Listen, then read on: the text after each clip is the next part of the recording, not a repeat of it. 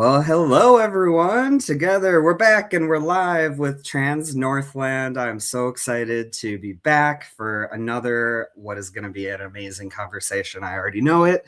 My name is Sean Hayes. My pronouns are he, him, and his, and I'm a co-founder and the executive director here at Trans Northland.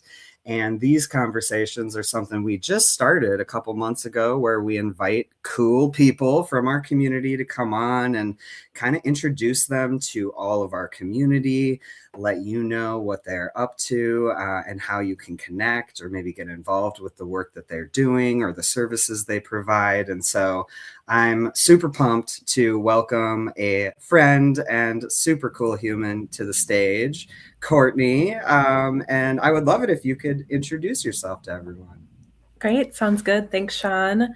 I'm Courtney Cochran, they, them pronouns.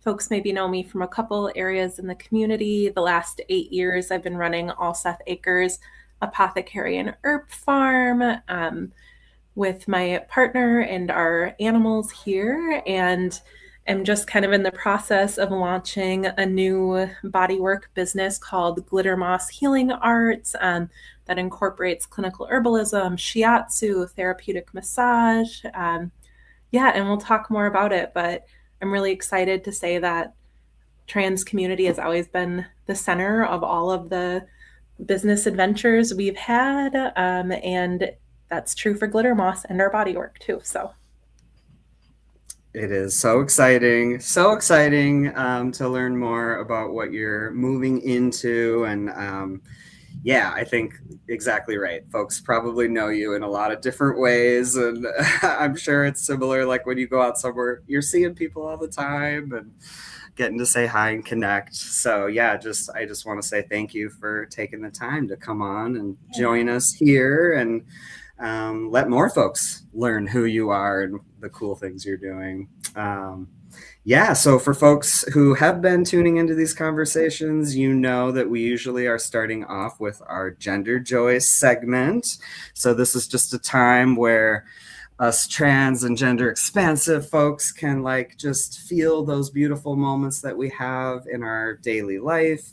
It could be transition related. It could be, I just bought a new dress and I love it. It could be anything, right? Those moments that really help us feel good about our gender or lack of gender or whatever that is for us, right? So Courtney, I'm curious, do you have a gender joy story to share today? yeah, when you sent me these prompts a couple weeks ago, Sean, I came up with something and it was super rehearsed, very thought through. And then right before this, I was thinking about it and I changed my mind and thought of something that happened a little more recently. So I was at Super One in the middle of a snowstorm, as is the Duluth way. And I walked in wearing this floor length puffer coat. And I'm really obsessed with these 90s style cargo camo pants that I found. And I've been wearing them all the time. And so I'm in this giant green puffer coat, giant boots, and these oversized 90s camo pants. And this little kid stepped out right in front of me and at first said, "Oh, excuse me, ma'am," and then did at least a quadruple take and looked me up and down and was and then was "I'm sorry, soldier," and ran out of the way. So that was a gender joy moment for me, is it went from a weird, awkward getting mammed moment to now my gender is soldier. Because I was Soldier. head to toe green, camo pants, big boots. So the kid rejected femme gender for me and then coded me as soldier. And I thought that was pretty cute and hilarious. So that was my recent moment of gender joy.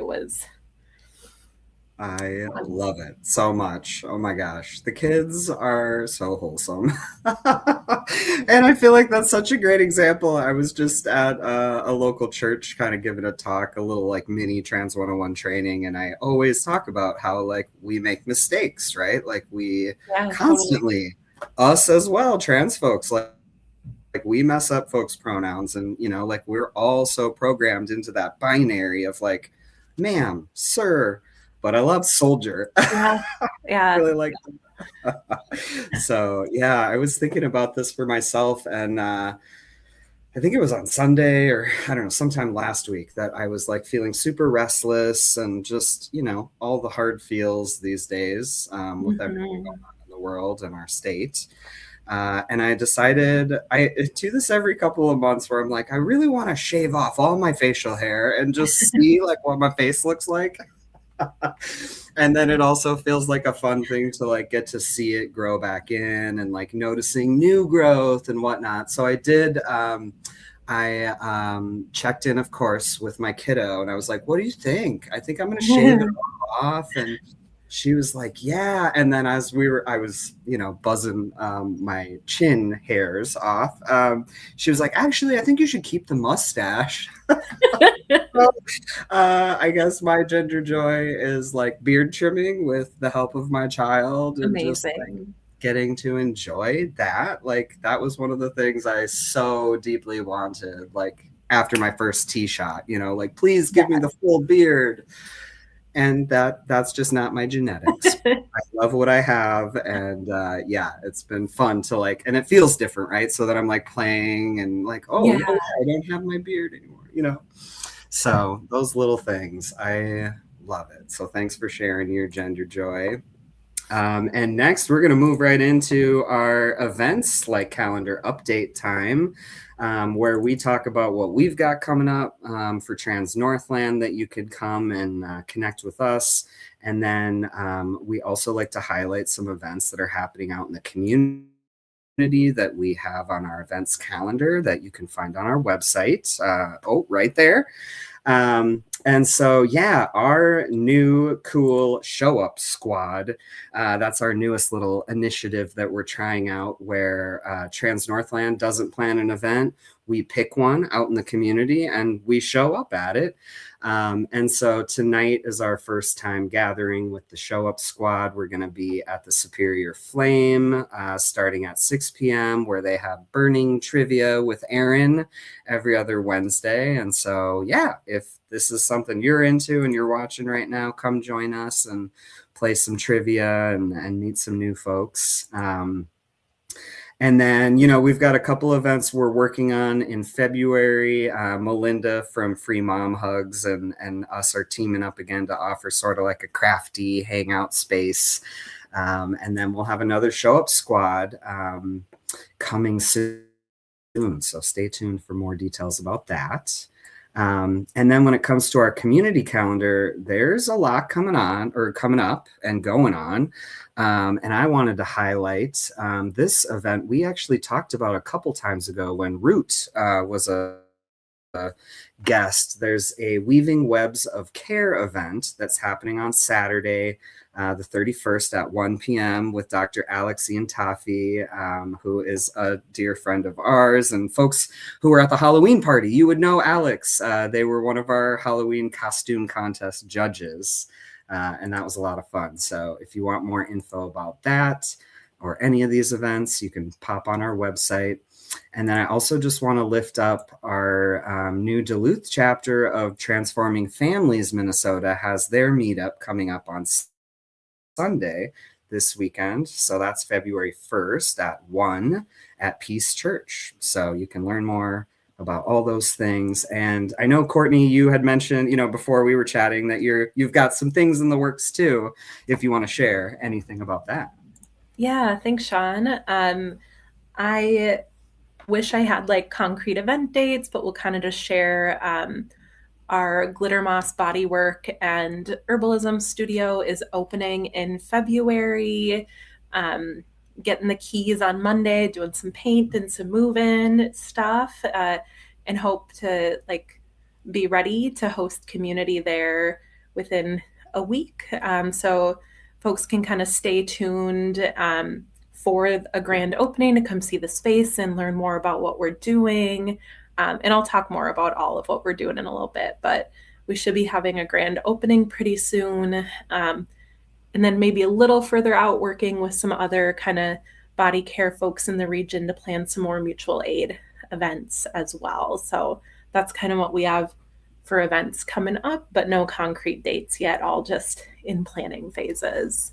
Yep, in the early stages. And Yes, so we would love to share that info when you have it, of course. Love to great. promote the community, doing cool things. And yeah, that reminds me, would you talk just briefly about because you were a part of, I think there were two different events that you had hosted last year, like with this collective of healers. Yeah.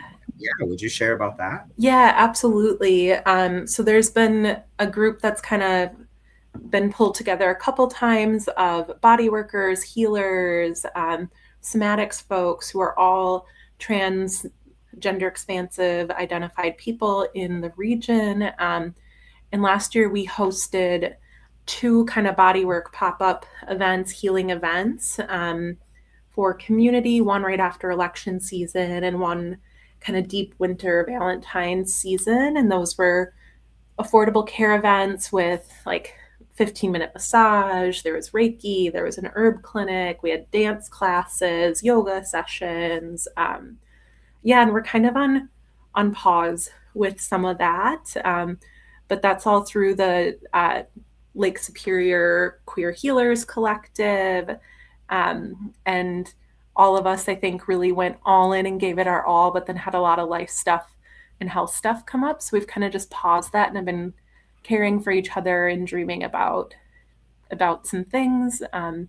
But there were a lot of folks who also like we met through that who want to do mutual aid and trans community care that I think there'll be a lot of opportunities with some spaces that are physical spaces opening in the community from folks in that collective, both with the Bodywork Studio that I'm opening. And sounds like you all talked with Britt a couple weeks ago and hoping they shared about Pleasure and Belonging opening, but that'll be a really sweet community space too.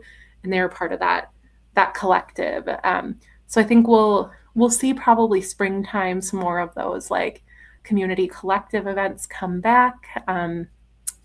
But then also working with some other folks outside of that collective, um, trying to pull together some like really affordable care options where all the funds can go to some mutual aid for families impacted in Minneapolis too. So yeah, Yes. moving Yes. slowly on some of that, but hoping to be able to offer some of that in the coming weeks too. Heck yeah. Yeah, I know we all need more healing spaces these days. I mean, I yeah, think all of us are experiencing so much collective trauma daily, absolutely. and There's it's like we just get used to it and we kind of keep going yeah, through the motions. And if we aren't pausing to like take care of ourselves, it's like that's when I burn out. That's when I'm like yeah, down for the count for a couple days. And it's like I can't or months or do that. years, right? Yeah, like I think especially for folks who have grown up experiencing trauma, like those patterns live in our bodies and our nervous systems. And once you get used to that, like it can feel normal. And we hard drive and go and go and go until chronic health issues come up. Like our mental health is trashed and we've dug ourselves into a hole. Like I just think it's so important that we're all caring for ourselves right now and each other. No doubt. Yes, I could not agree more.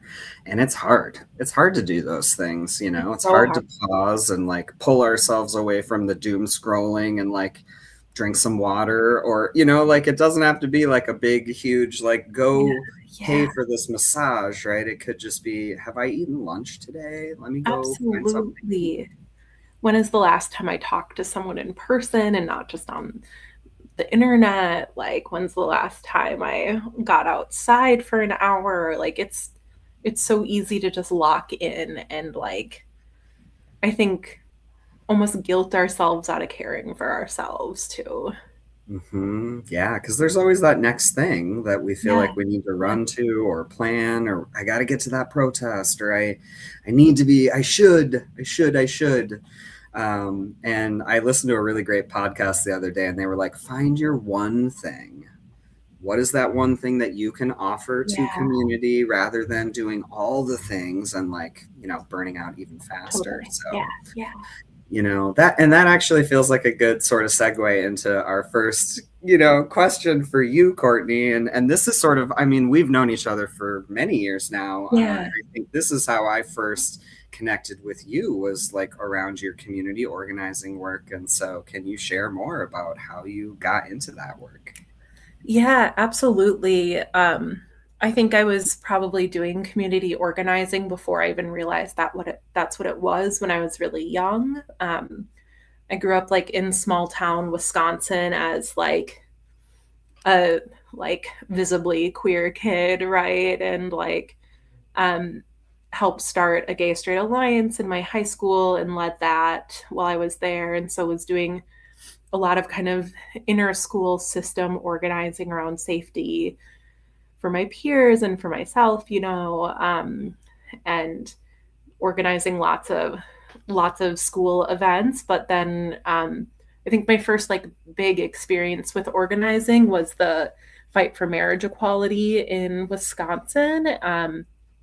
And there was a college in my hometown, and their gay straight alliance reached out to our high school gay straight alliance, and like this gorgeous like trans femme person came and like radicalized all of us, like taught us organizing, brought us out door knocking, like taught us about like power dynamics and electoral systems and like what power you actually have as youth. And so that was really my first experience, was this like older trans person who cared enough to take the time to come and like train a group of like six socially awkward rural queer kids sitting like literally sitting on the floor in an English teacher's classroom, who cared enough to let them have a gay straight alliance, right? And like she showed up and showed up and showed up through this entire thing and like taught us all so many skills and brought us outdoor knocking. And yeah, so that was like my first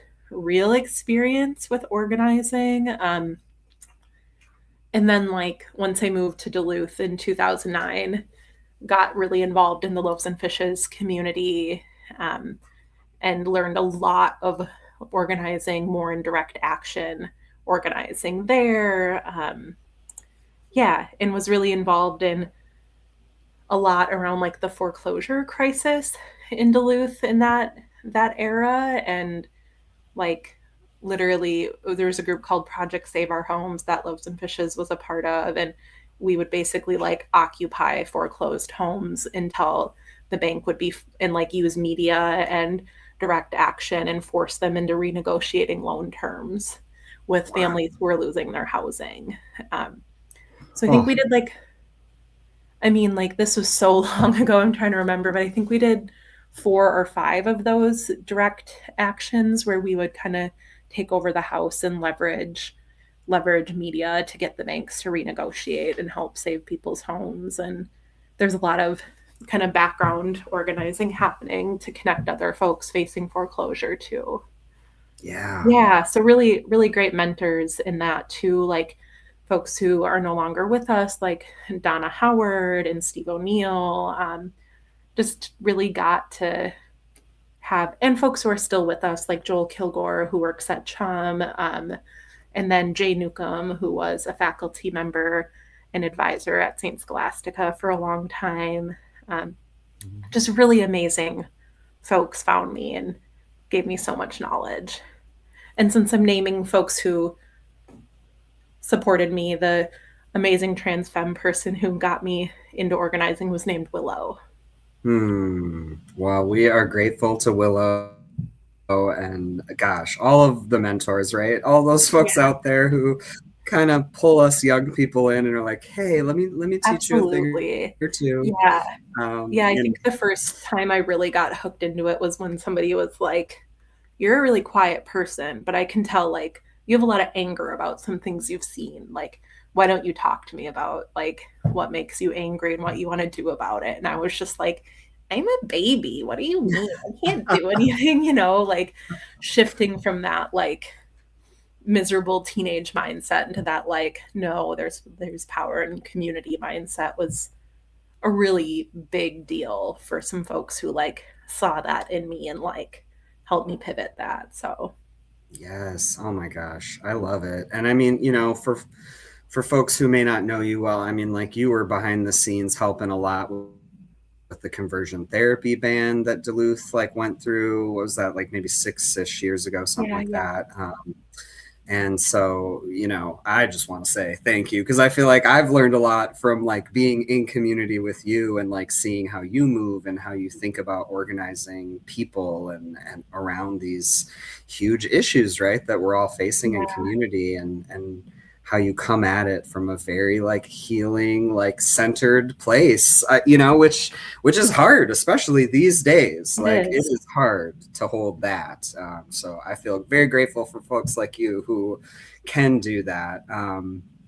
And so, moving kind of along in your journey, Alseth Acres, as you mentioned, probably a lot of folks have heard about that. And I know that that has sort of gone through its own shifts and growth Totally. over the years. So, Yeah. yeah, can you tell us more about that? Yeah, I think like if folks who don't know me by the end of this, it'll be really clear that like I'm neurospicy and I'm always like changing and evolving and always having more ideas. But really, like Alseth Acres um, started because there was a need for mutual aid in our community, and there's no money often, and so we would just hear all the time from folks. And I know you always have at Trans Northland too, Sean, of all of this need. Like $300 would keep me housed, like $100 would keep my car running and me having a job. And like, I just think like there's such a fragility to trans life in a smaller town and all the surrounding rural areas. And so we grow a lot of food like on our property, and a lot of medicinal plants, and we do a lot of foraging and wild crafting on our land. And like there's really an abundance to that, and I think people are really hungry for that nature connection. And so we originally started basically as like pop-up sales in our driveway to raise funds for a mutual aid account.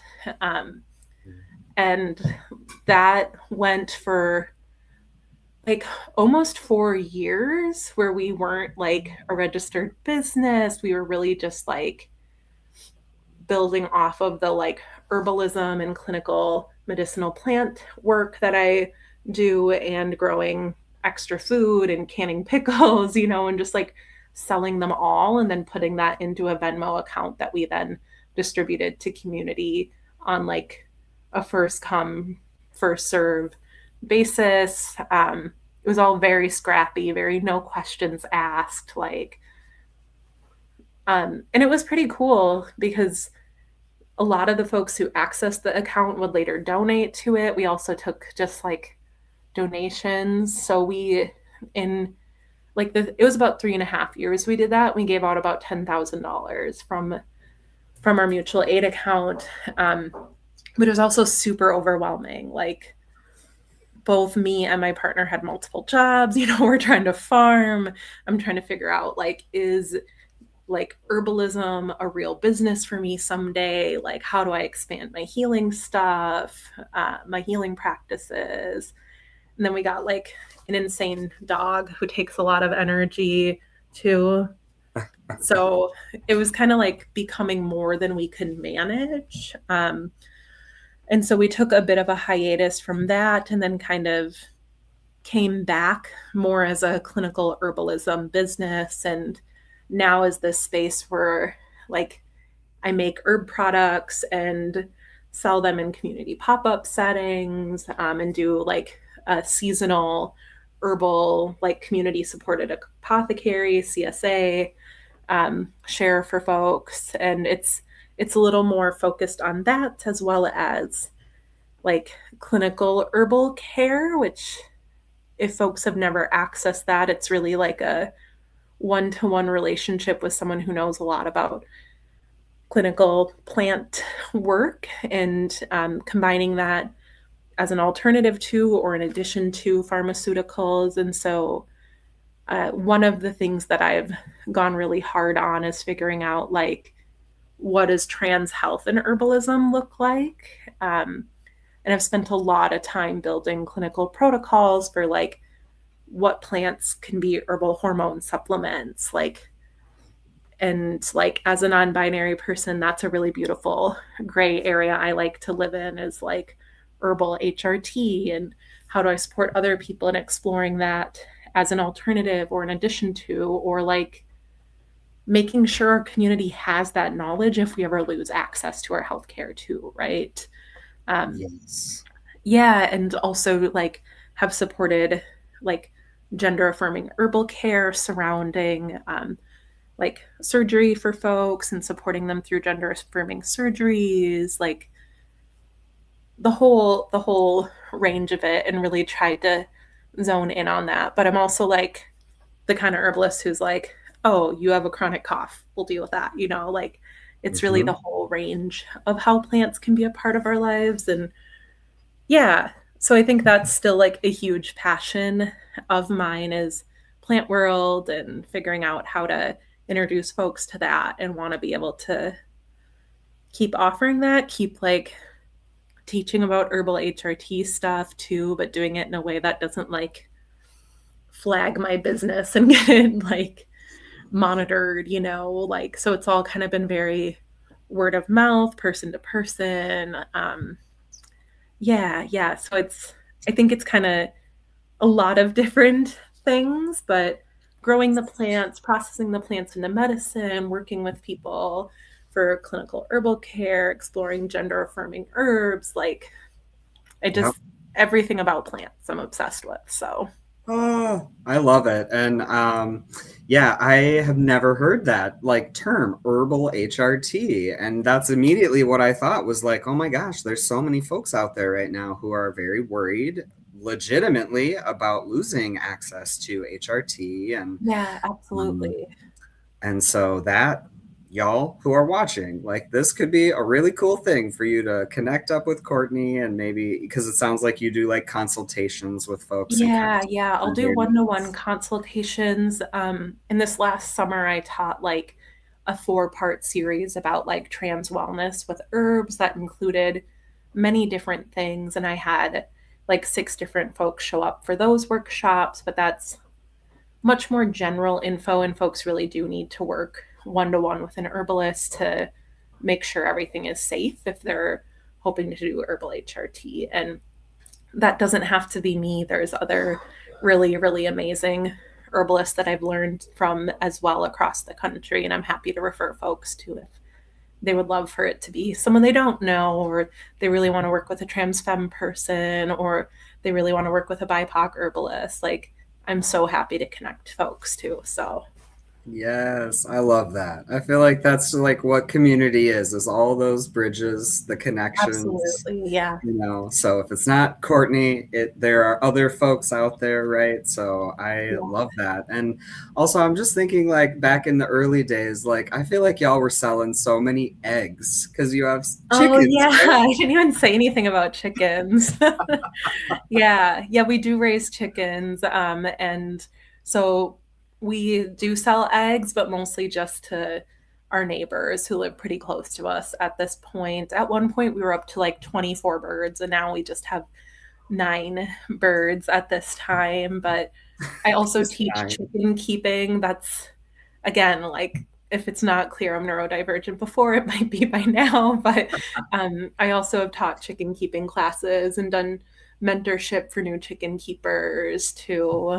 So yeah, All yeah, we of were the selling above. a lot of eggs at one point. Yeah, farm fresh. Oh, yeah, wow. And I know I sent so many folks over to y'all, in that time when you were doing mutual aid, and Yeah, then, yeah, we recently I mean, I think you and I had a conversation probably like 3 or 4 years ago where you were kind yeah. of moving away from mutual aid, and we're like, is Trans Northland the thing that could be that? And now we finally have a very Yay. small mutual aid fund. Yeah, That now, most of our events, actually all of our events are free, but now we're trying to remember to like put out a donation bucket for those events, like suggested absolutely. donation, $10, and all of those donations at our events go right into that mutual aid fund. And I was just talking to someone earlier this morning, And all of last year, we gave out, I think it was around $3,700. You Awesome. can check that on our Facebook and Instagram. I shared like an annual review kind of thing that has the exact dollar amount. But already, we're not even all the way through January, and we've given out over $1,000 already. That's So, like, great. if that can like illustrate or illuminate the need out there, like when you're hearing people talk about mutual aid in Minneapolis, in Duluth, like there are so many folks who really, really need those funds. And Yeah. it's Yeah. just like you said, like $300 will help me pay the rest of my rent, and I have another month to figure out where to get more, right? And so if you are someone who's like, what can I do? Find a mutual aid fund to donate to, because there's plenty out there right now. Yeah.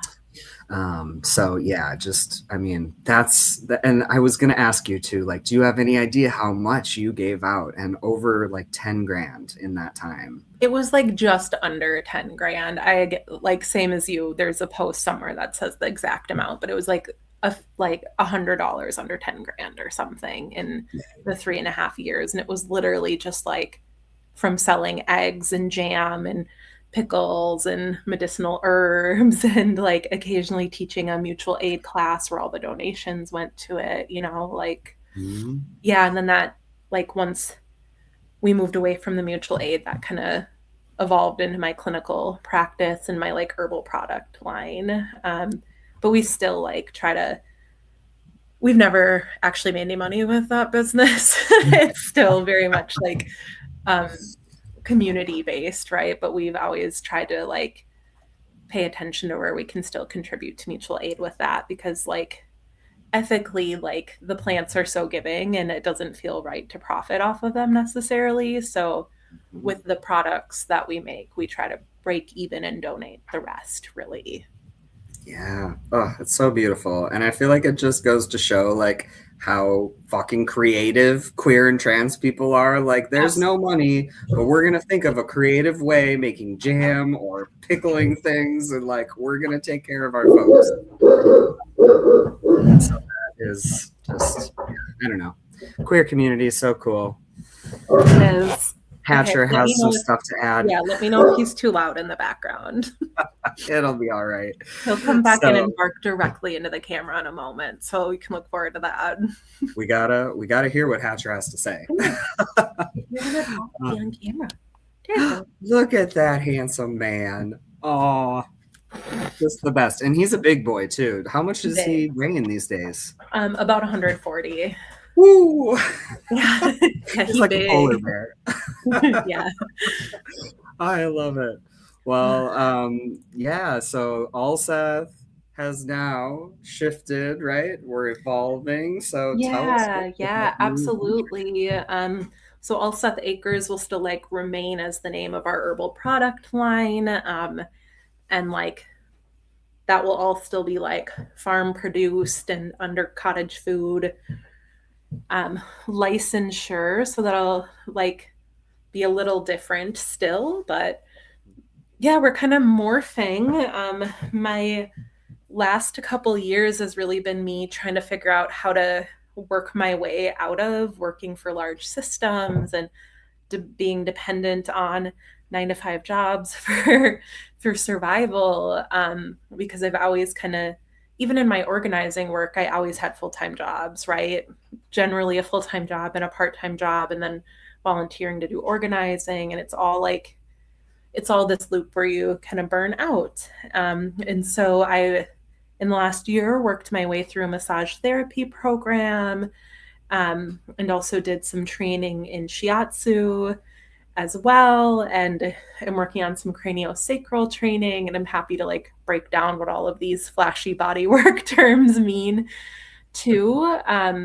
But all of that has kind of led to a pivot in our business where instead of just having the herbalism work, we're now going to have a physical location, which is the first for us in the 8 years of doing this healing work, renting a studio downtown Duluth in the Torrey building, right on Superior Street. And we'll have a physical space, and it's going to be called Glitter Moss Healing Arts. And in that space, I'll continue offering clinical herbalism support for folks, but I'm also going to be doing therapeutic massage that like integrates a lot of different modalities, and like is all very influenced by traditional Chinese medicine as well, which is this kind of new world I've had the privilege to explore. I'm in school for acupuncture and traditional Chinese medicine. Um, yeah, and so there's like kind of all these different pieces of it, but Glitter Moss is kind of the rebrand for adding bodywork into my practice.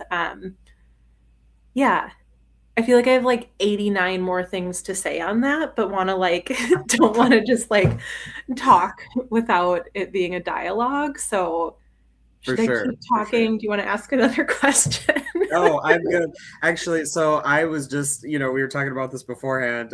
Courtney has a super cool new website that they mostly did themselves, like, which just props, because web design is a whole other thing. But I was reading just briefly like the story of the name, and I wonder if you'd Oh, share, yeah. where does Yeah. glitter moss come from?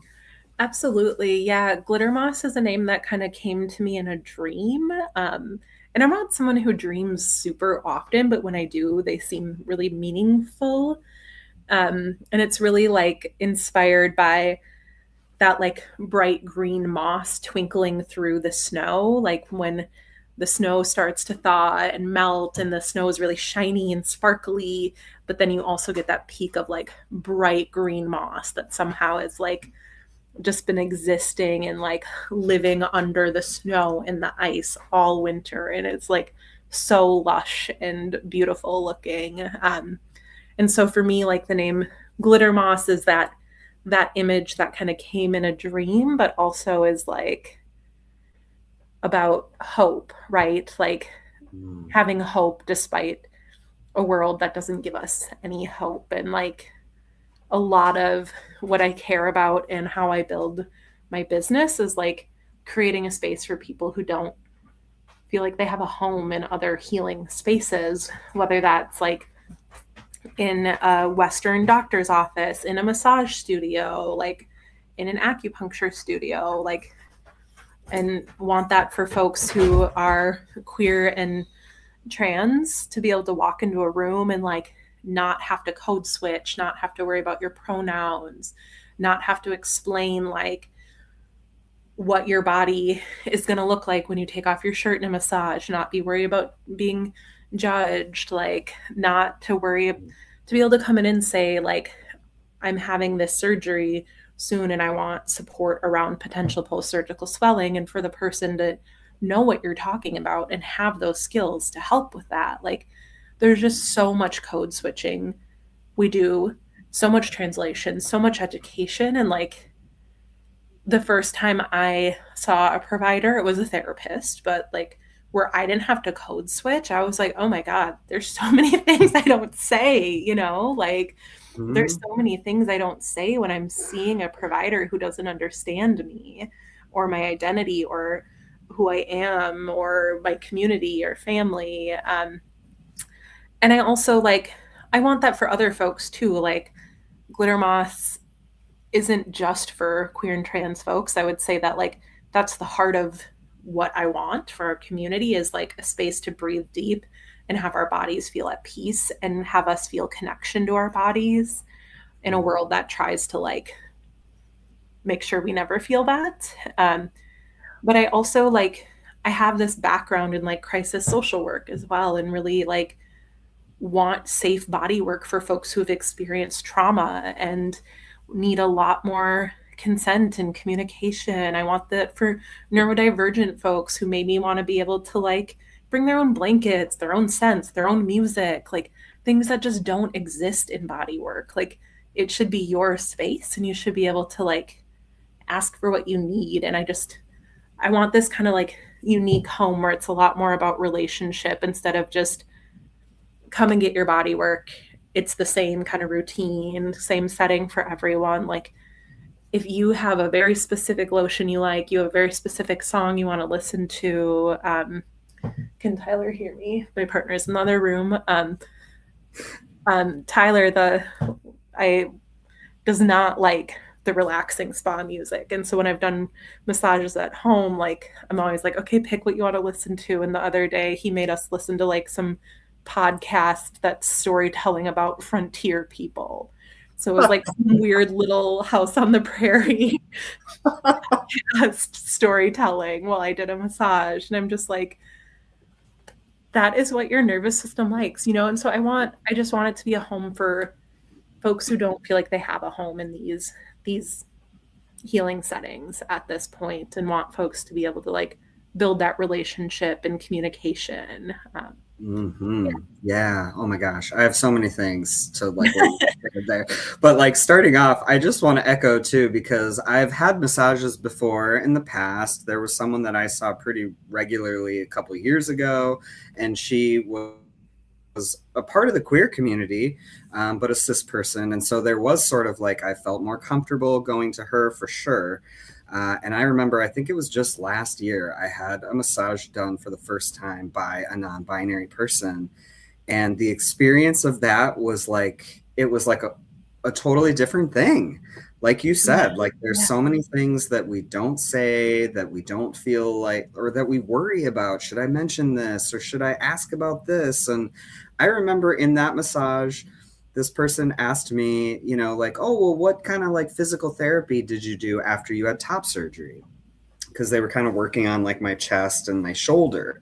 And I was like, physical therapy? No one told me anything about physical therapy. Yeah, You know, I had my top surgery probably about 8 years ago now.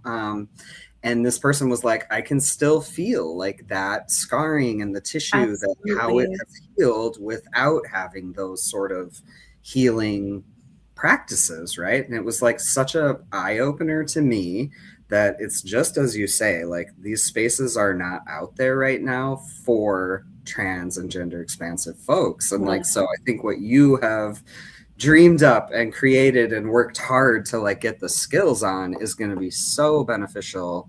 You know, just beyond like the whole concept of like get a massage for self-care, right? Yeah, It's like this yeah. concept of how did, you know, self-care kind of became this like whitewashed, like corporate, capitalistic, yucky, take a Yeah, bath, very, go very get a massage. monoculture spa vibe. Yeah. Right, right. So how, you know, do we move away from that sort of icky thing that we've made it to be into focusing on like healing and what that Yeah, yeah. whole process looks like, not Yeah, just and I think one there's some massage. amazing body workers in our town doing really great one-to-one healing work. I just don't know of another space where that's centered on trans folks. Right. Yep. And there are so many different pieces of that for, you Yeah, know, how we communicate what we want to be worked on or not worked on, and like the yeah, language that we use, right? Like, I yeah. remember going to like a massage envy, and it's like, there's nothing, there's nowhere on here for me to put anything about I've had top surgery, No. you know? And so, Yeah, um, absolutely. yeah. And I like acupuncture is I'm like very obsessed with acupuncture and traditional Chinese medicine, and so happy to be studying that. And like in approximately 4 years, we'll be able to bring that skill for our community. But just kind of want to shout out a local business owner. I had tried acupuncture a few times, and every time I went in, it was so gendered.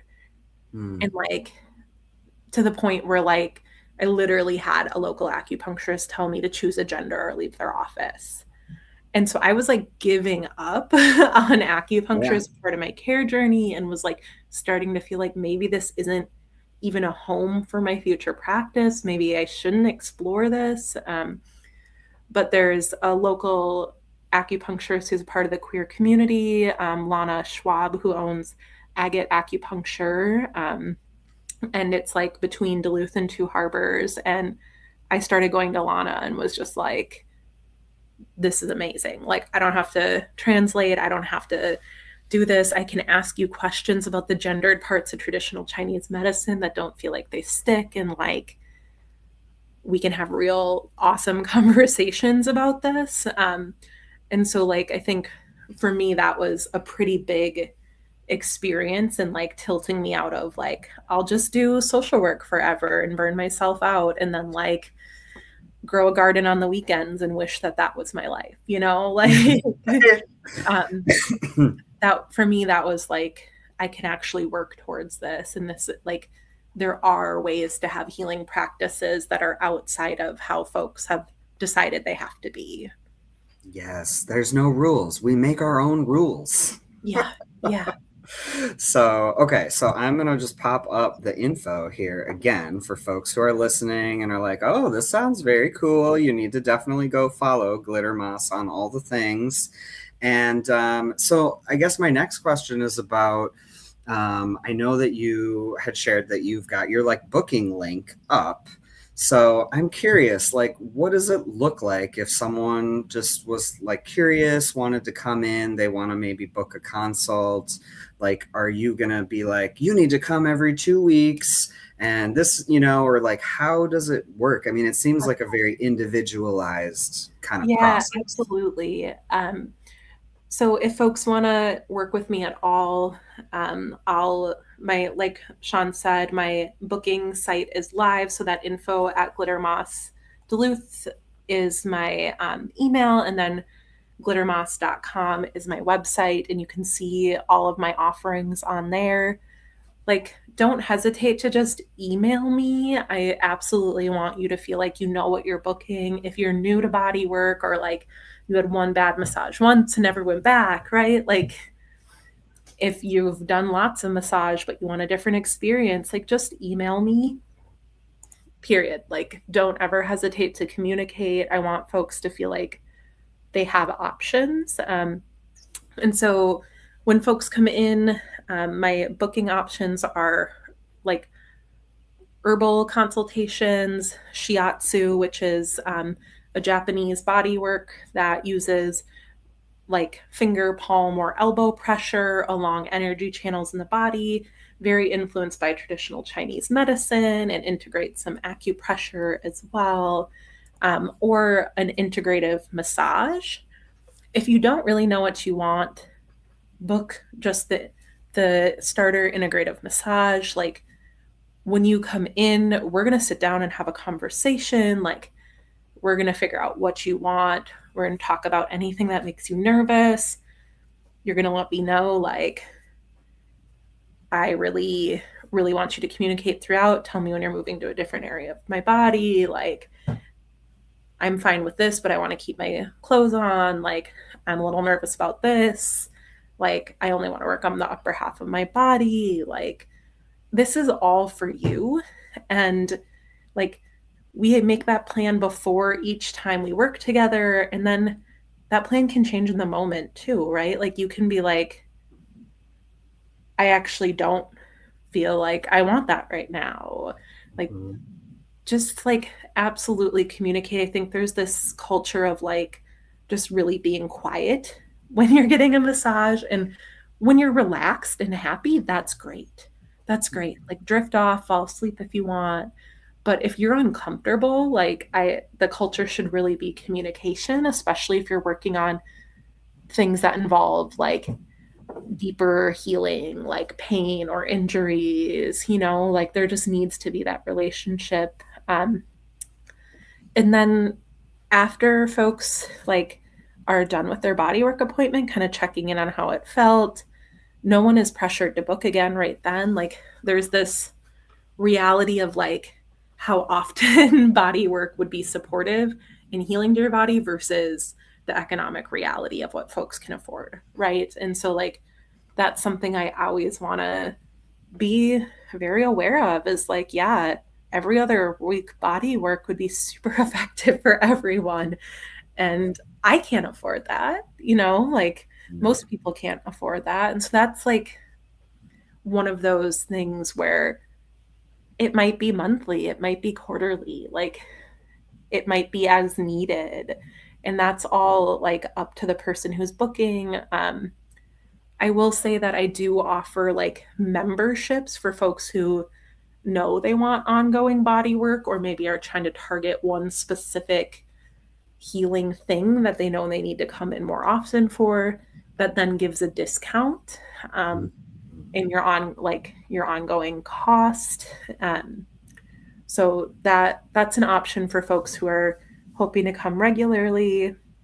And then I do hope to like set up some systems once I figure out how to pay the bills for my business, even for some more affordable options like pop up 15-minute chair massage or quick cupping offerings, like hoping to be able to do a monthly, more affordable drop in kind of offering. Uh, Mm. and at some point, we'll also have like a same day appointment list where folks can like get on a message thread where I send out openings in the morning that need to be filled, and you can get a discount for filling a last minute appointment. But Oh, cool. yeah, that will be probably a little down the road still. I kind of just have to see the pace of booking and like figure out how to pay my bills as a brand new business. So Yeah, I was gonna say, starting a new business is never easy, and there's so many hours and time and energy that gets put into it behind the scenes, and then you're like, are people gonna show up? yeah. And so, and I gotta say, as someone who I recently was able to have a massage done by Courtney, and it was so good, y'all. And so I do want to just like highlight, because that is very much how our session went. We had a conversation. I Yeah. was able to say, this low back area is off limits, like let's stay up here, and then even asking questions about, like, oh yeah, the PT stuff, and like what are some exercises maybe I could be doing, or like, I don't know, I just feel like you had a lot of wealth of like knowledge to share, and it did feel so comfy and Good. just peaceful, which is what you want Yeah, that experience to absolutely. be. And it's what you should get anywhere you go, right? But as I think queer and trans folks, I think we do tend to be a little bit more choosy and like less likely to go to like a big, well-known place. And so if you know someone who knows someone like Courtney, like go and support their new business, and just all the ways that you're trying to bring healing to our community. I think it's so beautiful and so needed right now. Yeah. Yeah. Thanks, Sean. Yeah. So, okay, this is what we always wrap up with, because Mm, we gotta be taking care of ourselves, y'all. It's so hard out there right now. So, Courtney, what are some ways you take care of yourself? yeah. Um, I think just like time in nature is a really big one. And I feel like after this cold snap, I need it really bad because I wasn't outside very much. But time outside is like a really, really big way that I take care of myself. And it doesn't have to always be active. I could just go sit next to a tree I like and hang out. I could just sit by the water. But I do think like there's something beautiful about like moving your body in nature and like, I don't know, just going absolutely feral too. Like I like something about foraging for like wild berries is super, super amazing for me, or like any like thing like that where I feel like I'm totally disconnected to anything around me. It is really like I love full days without a phone, and like being able to explore and feel like it's like great inner child work and feels like touching on ancestral work even, it's just so healing to be totally disconnected from what's around you and tuned into the pattern of nature. And like how aligning that is, because like we're a mirror of what's happening in nature, like our bodies are. And so just so much alignment that comes with that. So yeah, I love just like wandering out somewhere and like going absolutely wild for a full day, whatever that means, whether that's like swimming in some strange bog water, whether that's like trying to find a specific rare plant to have a conversation with it, whether that's like eating mittfuls of wild berries until my whole body is blue. Like, I don't care. Just get weird, leave your phone behind. Like, that's so healing for me. Um, Mhm. yeah. And then I think like I'm super introverted. We live in the woods a bit out of town. And like, I don't really have a lot of like close neighbors out here, anything. And so, like, intentionally creating community structures is huge for me in taking care of myself. Like, even if I don't always access them, knowing like, here's a routine I have with this part of my community where here's 10 people I could invite to this and probably one of them will say yes, like just Yeah. trying to create some like circles of community and support and some like structure that I can turn to. I definitely am someone who can like bury myself in like books and nature and get really like disconnected if I don't keep intention around it. And then like I tend to like pivot from that extreme into super social and back. And like I think keeping a balance with like how often I see my friends and my chosen family and stuff, it has been really like a hard lesson I've learned in my like after turning 30, and I've created a lot of structure around it, and it's been so good for me to do that. Yes. Oh, I find myself in a similar boat right now in my life where I'm like, man, I do need to be intentional about getting together with my people. And yeah, it's like we're all so busy, and then it's like you're done with work and you have no energy, and it's like, I can't do one more thing. But Yeah. that one more thing is usually like so good. It like fills us up so much, if we can just like get the layers on, bundle up, go out, meet Yeah, that person for coffee, or go see absolutely. whatever it is, right? Like just, Yeah. yeah, being with our people, we need to definitely stay connected. And I'm one that can isolate very easily. Like I have just disappeared last week into a Lord of the Rings extended movie marathon. So I was just adventuring in Middle Earth after I was For 8 full off the days. clock, and then I was like, wait, I could have like invited someone to like come watch it with me, Yeah, right? Yeah. but yeah, I think caring for ourselves as individuals is so important. And then it's like through that we're already doing like that community care, like meeting up for that coffee, we're giving care to our people and vice versa. So Yeah. grateful for community. And holy crap, it's like an hour flies by every time we have these conversations.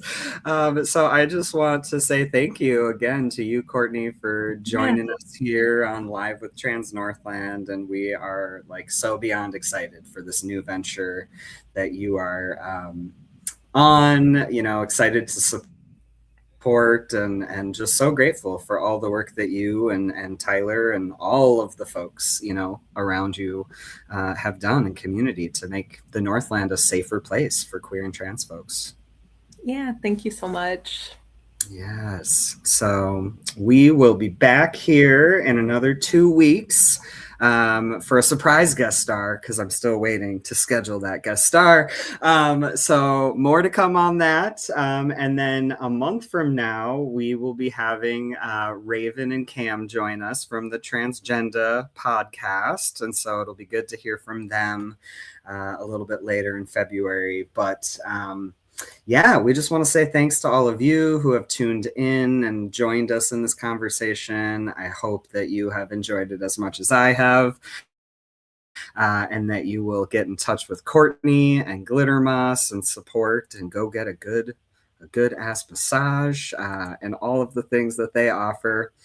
And yes, so you can follow us on all the things: Facebook, Instagram, YouTube. We have an email list you can sign up for. We actually have a brand new volunteer database that you can also sign up if you're like looking for, I want a way to help in the community. We always need more help at Trans Northland, so you can check that out on social media. And I think that's it. Any last words, Courtney, or anything we missed maybe? No, I don't think so. Thanks for having me.